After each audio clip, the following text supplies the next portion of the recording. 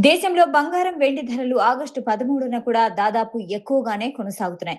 బంగారంపై కొద్దిగా పెరుగుదల ఉండగా, వెండిలో కొద్దిగా తగ్గుదల ఉంది.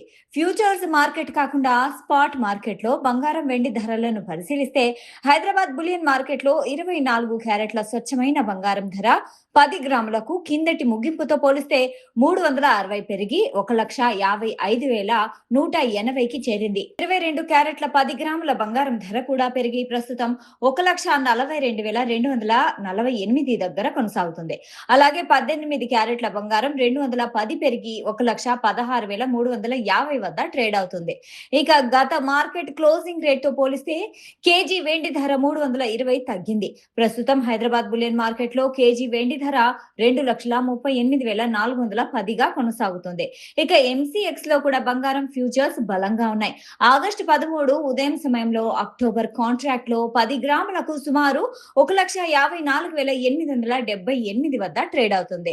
ఇది మునుపటి క్లోజింగ్ తో పోలిస్తే గమనార్హమైన పెరుగుదలను చూపిస్తుంది. వెండి కూడా ఎక్కువగానే కొనసాగుతుంది. ఇక ఇంటర్నేషనల్ స్పాట్ గోల్డ్ సుమారు ఔన్స్‌కు $4,466 స్థాయిలో ఉంది. సిల్వర్ $65.47 దగ్గర ట్రేడ్ అవుతుంది.